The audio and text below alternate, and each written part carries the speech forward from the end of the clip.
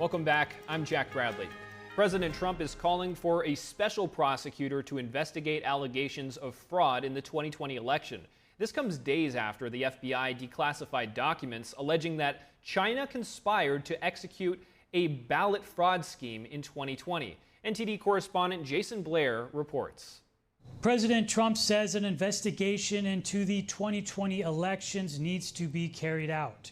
On Truth Social, he alleges election fraud took place in 2020 and writes, "The evidence is massive and overwhelming. A special prosecutor must be appointed. This cannot be allowed to happen again in the United States of America. Let the work begin." This post from the president comes almost a week after the FBI reported that in 2020, China allegedly conspired to carry out a fake election ballot scheme by mass-producing fake driver's licenses.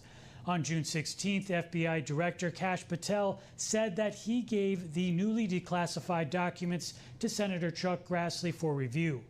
Officials say these intelligence documents never underwent a full investigation.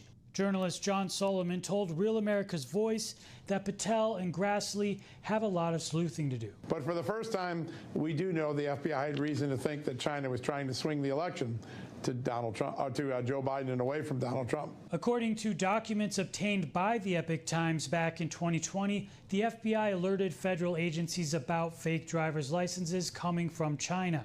However, the alert was later recalled and the FBI asked for the memo to be destroyed.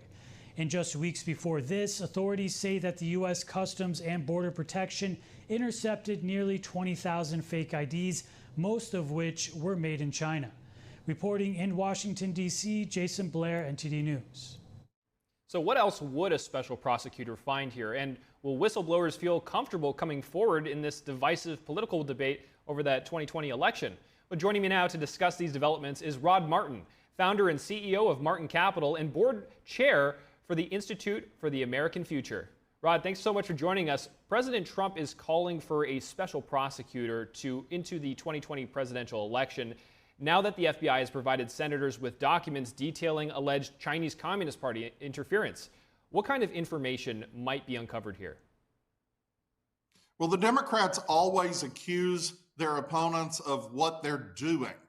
And this is just actually a shocking revelation. It's not surprising that the CCP would do such a thing, but it is certainly surprising that we're only finding out about it in 2025.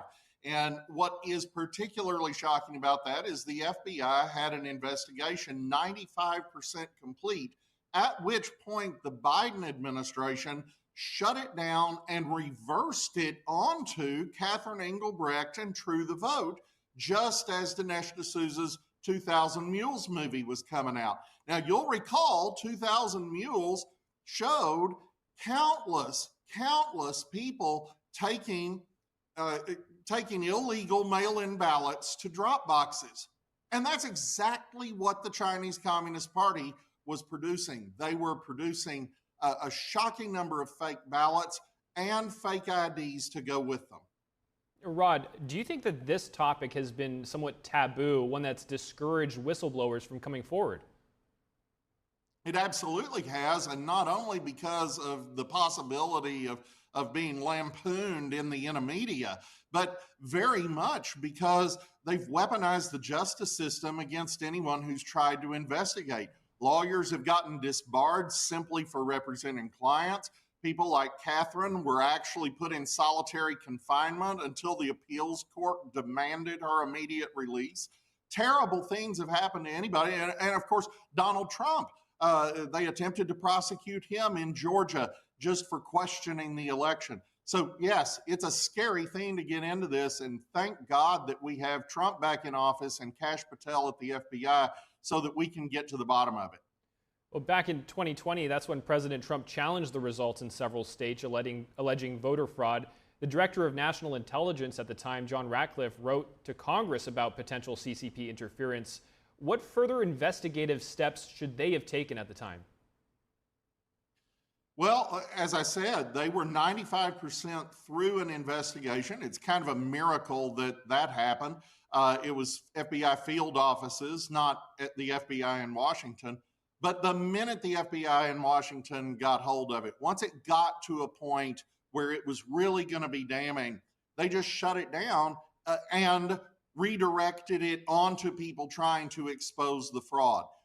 This is the party that spent 4 years telling us Russia, Russia, Russia. You would think they would care if a foreign power was trying to intervene in our election.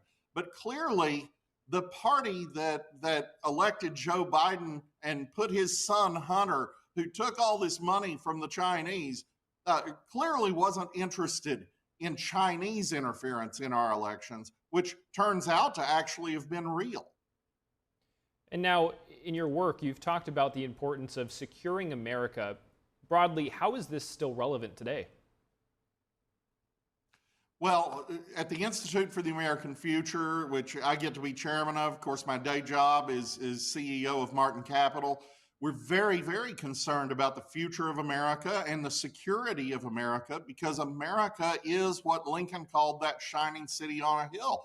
We actually are an example to the world when we allow ourselves to be, of liberty and of opportunity. And that's why millions of people come here, even illegally, and don't go to places like China or Venezuela or Cuba. And we need to defend this for the sake of all mankind, and it's important that we have free and fair elections. That's impossible if the CCP is counterfeiting ballots and voting for one side in our elections.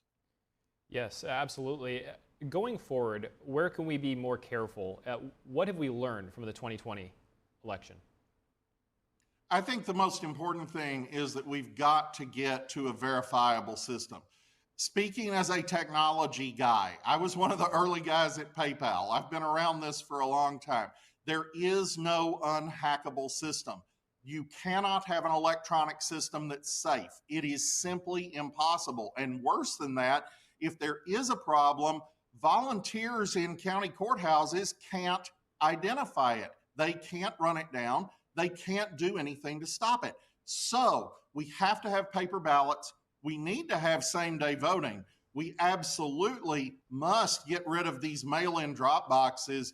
They are just rife with fraud, and we're seeing here just how bad it truly is. Rod Martin, thank you so much for sharing your insights with us today. Really appreciate it.